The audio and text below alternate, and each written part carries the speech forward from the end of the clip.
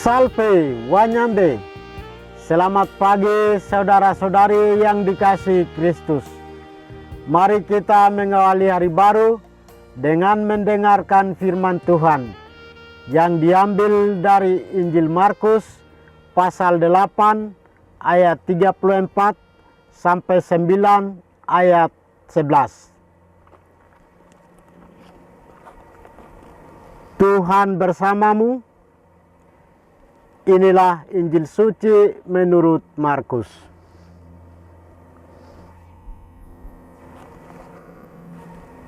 Pada suatu ketika, Yesus memanggil orang banyak dan murid-muridnya dan berkata kepada mereka, "Jika seseorang mau menjadi pengikutku, ia harus menyangkal dirinya, memikul salibnya, dan mengikut aku.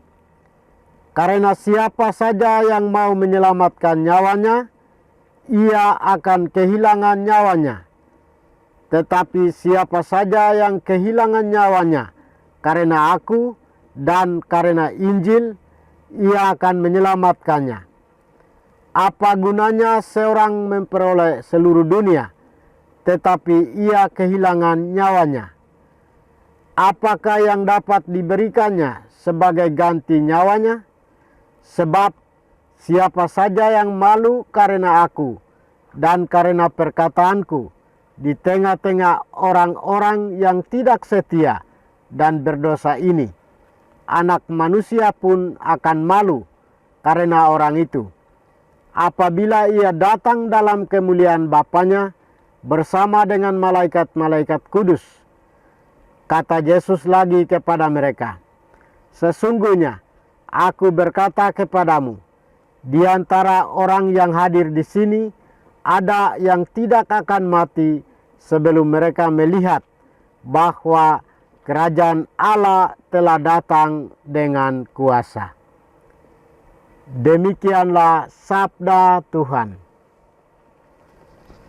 Saudara-saudari yang dikasihi Kristus, tema kita hari ini adalah bangga menjadi murid Yesus. Yesus dalam Injil hari ini berkata dengan terang, "Kalau seorang malu karena aku dan karena perkataanku di tengah-tengah angkatan yang tidak setia dan berdosa ini, maka Anak Manusia pun akan malu karena orang itu."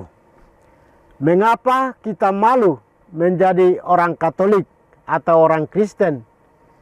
Kita mestinya sadar betul bahwa menjadi murid Kristus itu membanggakan, dan kita bangga sebagai orang Kristiani.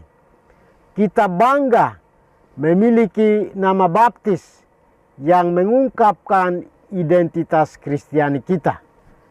Terkadang ada orang Katolik yang malu atau bahkan takut kalau diketahui bahwa ia adalah orang Katolik atau orang Kristen. Yesus berkata, "Setiap orang yang mau mengikuti aku harus menyangkal diri, memikul salibnya, dan mengikuti aku." Menyangkal diri berarti siap untuk mengekang diri, terutama ego diri, kehendak untuk mementingkan diri sendiri. Memikul salib berarti siap menghadapi beragam kesulitan atau bahkan penderitaan yang diakibatkan karena kita menjadi pengikut Kristus. Tidak lari bila berhadapan dengan tantangan, serta tetap tegar dan teguh menghadapinya. Sedangkan mengikuti Yesus berarti mengikuti jalan yang ditapaki Tuhan, yakni jalan kerendahan hati. Dengan demikian, menjadi murid Kristus berarti harus menjadi pribadi yang tahan banting dan tidak mudah menyerah bila menghadapi beragam persoalan dan tantangan hidup.